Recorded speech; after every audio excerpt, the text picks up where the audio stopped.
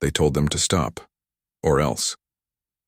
In the heart of Monrovia, Liberia, on April 30th, 2025, a group of citizens stood silently beneath the blazing sun, holding homemade placards that bore slogans not in support of their own president, but of a military leader from another country.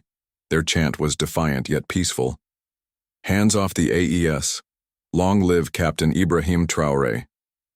Then came the police. Warnings were issued. Cameras rolled. Moments later, the arrests began.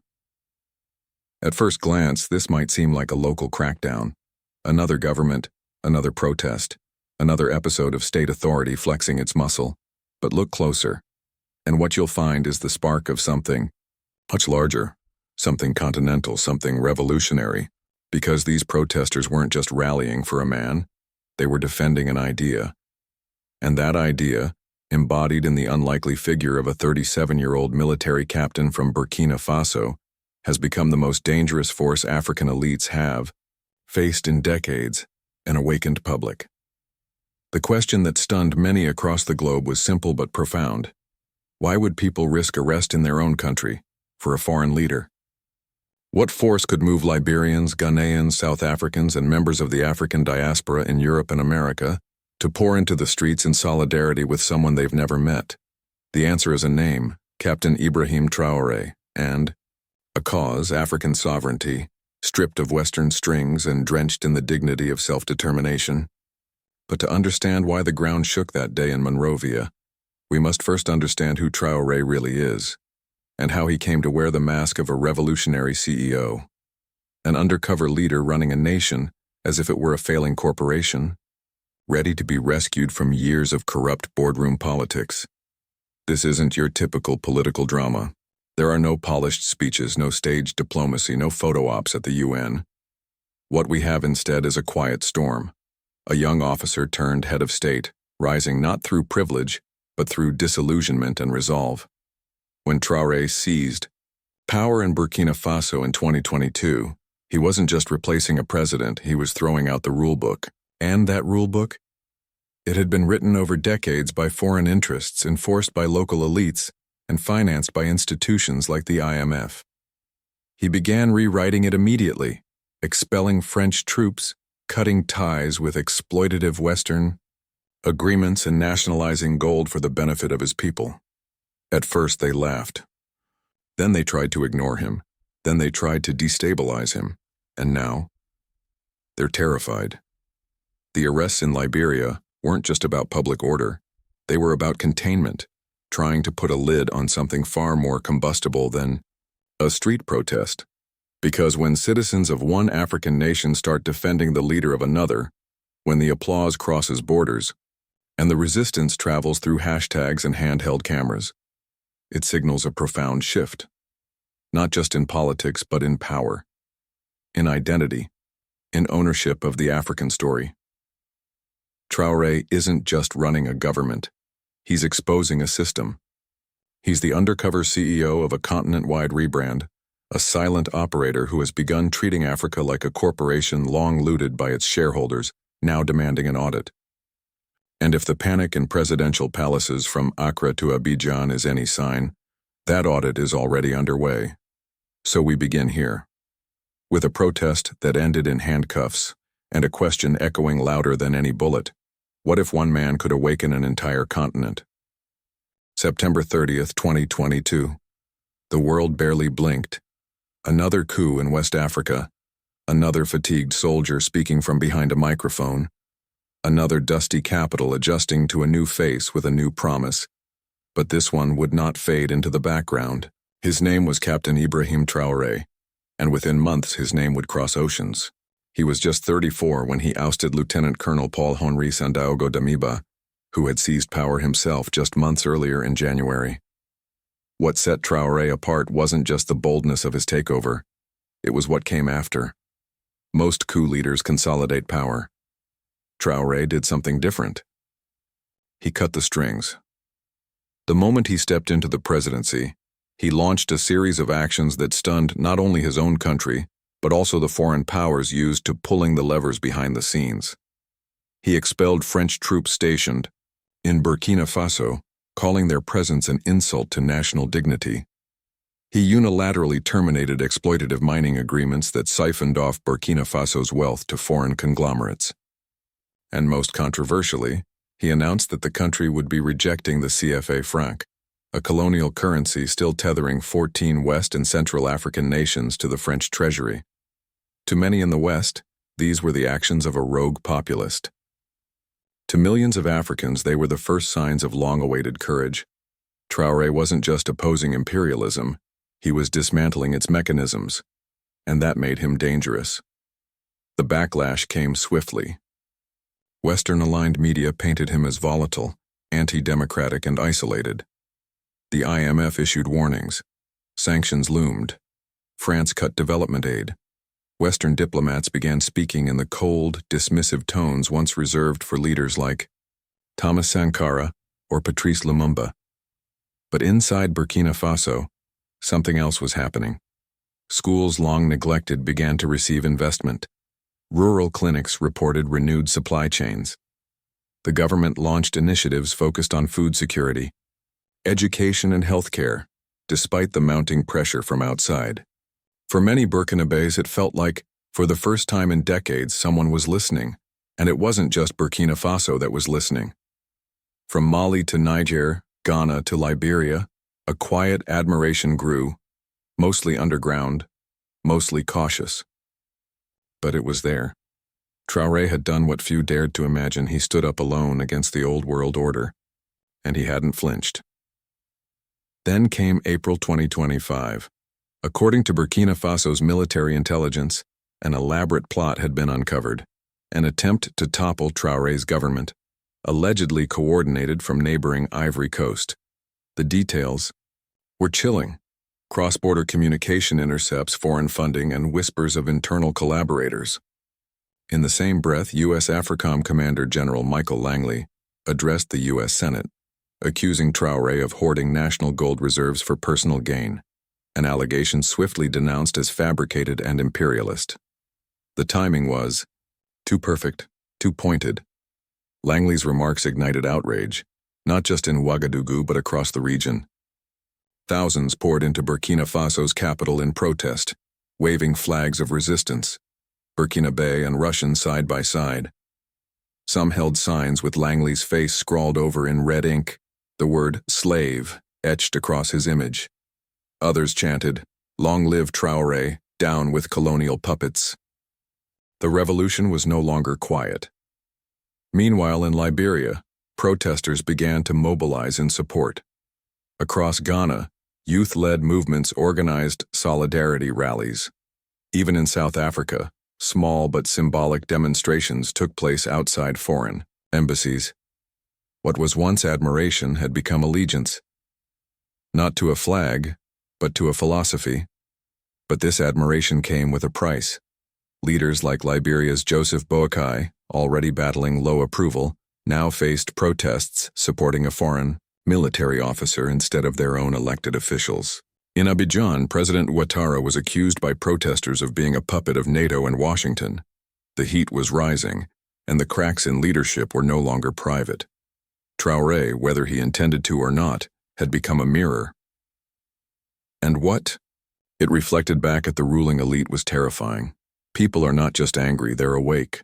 They no longer fear the uniform. They no longer trust the handshakes at Davos. They are looking for truth, and they've found it in a captain who chose boots over suits. The betrayal Traoré faced wasn't just from neighbors plotting coups or foreign generals smearing him on television. It was in the silence of African leaders who watched it all unfold and said nothing. That silence? It spoke louder than any sanction. It told the people everything they needed to know. And yet, despite the threats, despite the isolation, despite the imperialist squeeze, Traoré never backed down. He didn't need PR firms. He didn't need Western approval. What he had was something rarer: conviction. And conviction, in an age of polished deception, has a power that no bullet can kill. This wasn't just a coup. It was a consciousness shift. It was the storm before the spark, and the world, finally, had begun to notice. April 30th, 2025. What started in Burkina Faso could no longer be contained within its borders. By noon that day, the streets of Ouagadougou were overflowing with protesters. But something was different. The energy wasn't just local, it was continental. From Accra to Monrovia, from the alleyways of Johannesburg to the cold streets of Brussels and New York, the chants echoed with one name, one defiance, one fire. Long live Captain Traoré. It wasn't orchestrated. It wasn't funded. It wasn't foreign. It was raw, organic, and historic. A continental uprising that stretched beyond the flags that once divided Africa. This was the moment the old borders began to blur. In Ghana, members of the socialist movement marched through, Accra waving AES flags and denouncing the Economic Community of West African States, ECOWAS, as nothing more than a French-financed relic.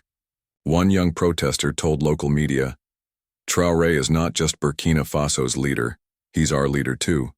He fights the battles our own presidents are too scared to touch." In Monrovia, Liberia, it was even more surreal. Dozens of young protesters, many barely in their 20s, assembled outside the Ivorian embassy carrying hand-painted signs. No more coups from the shadows, African gold for Africans, and the haunting, "We are all Burkina Faso," a foreign leader's name on their lips, their own president, nowhere in their hearts. Among them stood Sekou and Somariam Dukali, two Liberian activists who traveled by land through dangerous routes to Ouagadougou to join the protests directly.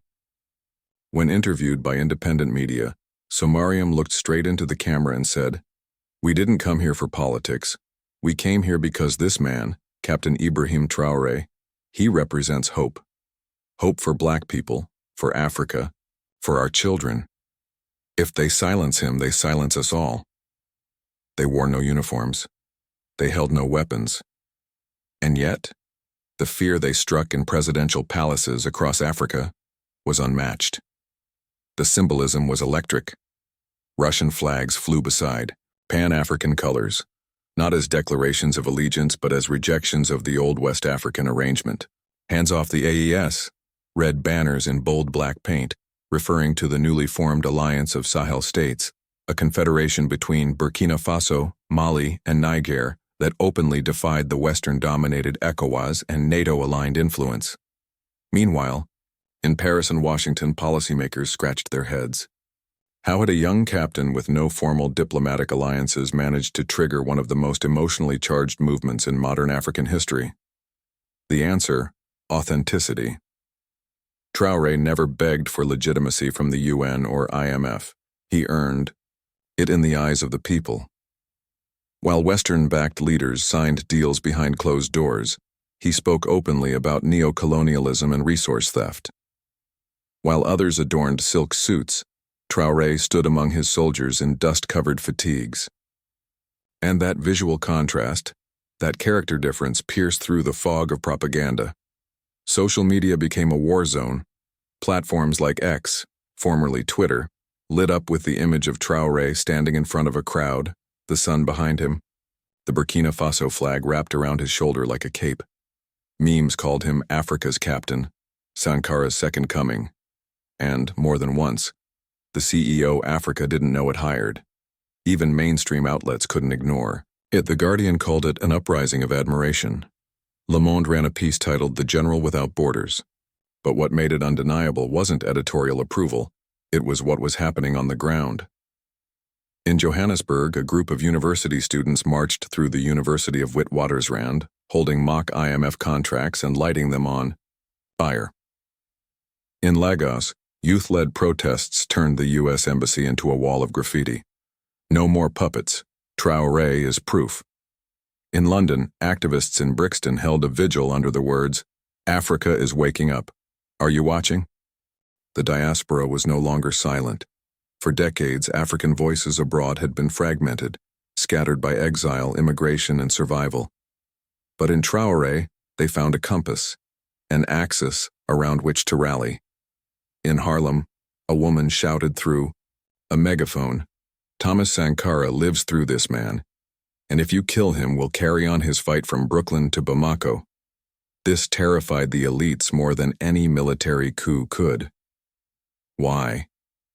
Because this was not an armed revolution. It was an ideological wildfire. It did not depend on borders or guns. It depended on belief. It wasn't asking for power. It was taking ownership of truth. And that, in the halls of failing presidencies and dusty parliaments, is the one thing most feared. Leaders across Africa were left scrambling. President Joseph Boakai in Liberia was embarrassed as footage of his citizens being arrested for cheering another nation's leader went viral. President Alassane Ouattara in Ivory Coast faced public accusations of plotting Traoré's overthrow with NATO backing. Bola Tinubu of Nigeria and William Ruto of Kenya were caught in silence, watching as their own youth began whispering the unthinkable. Why can't our president be more like him? For these leaders, the nightmare wasn't theoretical. It was tangible. The protests had crossed ethnic lines, generational divides, even national pride. This wasn't about Burkina Faso anymore. It was about what Africa could become if one man's courage became contagious. Even intelligence communities took notice. Whispers from inside the CIA warned that Traoré could inspire a domino effect, sparking a wave of Pan-African sentiment that no amount of sanctions or disinformation could contain. African analysts privately admitted that the loyalty shift from presidents to principles was more dangerous to the status quo than any military intervention. And in that shift, Traoré stopped being just a leader. He became a symbol, part Sankara, part Malcolm X, part digital age Mandela. He spoke softly, but his message thundered. He didn't posture for the cameras, but the streets carried his image like a banner. He was a soldier, a statesman, and now, unintentionally, a revolutionary. Brand. Some call it dangerous, others call it destiny. But whatever name they use, one thing is clear. The people have chosen who they listen to. Not CNN, not the African Union, not local presidents. They are listening to each other, and what they're saying, across the cities and slums and digital spaces of the world, is simple. We're not waiting for permission. This time, we rise together. It wasn't just the chants. It wasn't just the flags. It was the silence. That hollow, suffocating silence echoing inside presidential palaces across Africa, that told the real story. As the name Traoré surged from the streets of Monrovia to viral hashtags in Nairobi, many African presidents weren't celebrating unity. They were panicking. For the first time in a generation, their grip on public perception had slipped, not because of a rival party or military uprising, but because their people were praising someone else. Someone across the border. Someone they couldn't control. Joseph Boakai, president of Liberia, didn't see it coming. The arrests on April 30th were meant to be routine. Suppress a protest, assert authority, restore order. But it backfired. The moment police detained Liberians for chanting "Long live Captain Traoré," Boakai crossed an invisible line. This wasn't just political dissent. It was betrayal in the eyes of the people. He had chosen to crack down on solidarity, not corruption. The message? You can speak, but only for the approved narrative. And just like that, Boakai found himself on the wrong side of history's lens. In Ivory Coast, things were even more volatile. President Alassane Ouattara was named, not speculated, not rumored, but directly accused by Burkina Faso's military leadership of orchestrating a coup plot against Captain Traoré. Demonstrators in Ouagadougou and Monrovia plastered the Ivorian embassy with posters reading "Imperial Agent," accusing Ouattara of being a willing pawn for NATO, the EU, and the CIA. The rage was personal, the shame national, that across the continent the pattern repeated. In Ghana, citizens waved AES flags. In Nigeria, public commentary began shifting. And in Kenya, whispers in student unions became organized chants on the street. Presidents Bola Tinubu and William Ruto, often lauded by Western media as modern African statesmen, found themselves curiously mute as young Africans in their own countries started looking outward for leadership and inward with disdain. Because let's be honest, when the people of your country protest not about taxes or transport but in favor of a foreign military officer who's building hospitals. You've already lost them. The social contract is broken. The trust is gone. And what's left is a bitter mirror held up to the face of power. Traoré's revolution was never just tactical. It was psychological. He didn't just challenge the West. He challenged African leadership itself. In doing so, he ignited a public conversation that elites were desperate to avoid. What have you actually done for us? While others sought approval in Davos, Traoré sought it in the dirt roads and mining villages of Burkina Faso. While they read from polished teleprompters, he spoke unscripted, unfiltered. While they clung to the CFA franc, Traoré tossed it aside like a colonial relic. And while they protected foreign mining contracts, Traoré nationalized the gold and redirected it to build clinics. He did not offer dreams. He delivered evidence. The Lidor formation of the Alliance of Sahel States, AES, Burkina Faso, Mali, and Niger, was more than symbolic. It was structural. The AES wasn't about isolation. It was about liberation. From neo-colonial finance, from foreign military bases, from puppet politics. It defied ECOWAS. It challenged the IMF.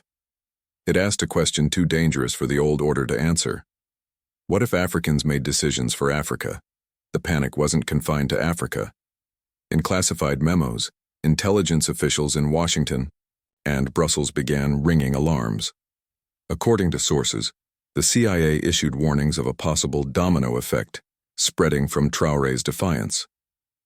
One analyst called it Sankara Scenario 2.0, referring to the assassinated Burkinabè, icon whose ghost still haunts Western boardrooms. If AES spread east to Sudan, south to Zambia, and west to Senegal, what then? Would Western influence unravel? Would IMF deals dry up? Would military bases be evicted? In their view, Traoré wasn't just a soldier. He was a spark, a fuse threatening to ignite a continent's long-smothered anger. And yet to everyday Africans, there was nothing radical about his policies, only rare. Rare to see a leader not steal. Rare to see gold used for roads. Rare to hear the word imperialism said aloud, not whispered. To the elite, Traoré is a threat. To the masses, he is a mirror. And that's the deepest crisis facing Africa's presidents. They've been exposed, not just as ineffective, but as unwilling, as placeholders, as enablers of a system where dignity is outsourced and progress is privatized. Young Africans aren't angry because they're impulsive. They're angry because they're awake. And when they see Traoré on their phones, in their feeds, on their streets, they don't just see a man. They see proof that leadership can work, that things can change. And for Boakai, Ouattara, Tinubu, Ruto, and others, the panic isn't that Traoré will invade. It's that their own people will demand someone like him. The silence from these leaders isn't strategy. It's fear. They've read the history books. They know what happens when people stop being afraid, because Traoré is not building a nation. He's lighting a fuse. It didn't begin with a coup. It began with a question. What if we stopped asking for freedom and started acting like we already had it? That's the unspoken force behind the chants, behind the marches, behind the global ripple ignited by one man, Captain Ibrahim Traoré. He isn't just a protest banner. He isn't just a trending name. He's something far more dangerous to the old order. Proof. Proof that leadership doesn't have to come wrapped in IMF conditions or cloaked in colonial diplomacy. Proof that a government can kick out foreign troops and still stand. That a president can nationalize gold, invest in healthcare, and still walk the streets without fear. Traoré doesn't just resist. He functions. He builds. He delivers. And in a continent wearied by the weight of empty promises, that kind of delivery system is revolutionary. It challenges everything the elite class has used to justify its stagnation. It's complicated. It takes time. It's the global economy. Traoré has shattered all those excuses, and with them the illusion that African progress must wait for Western permission.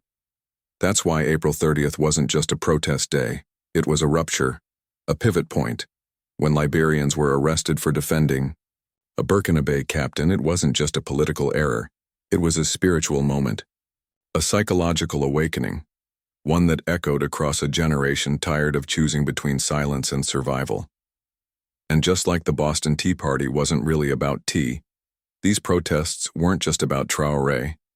They were about the system, about what Africans are no longer willing to accept.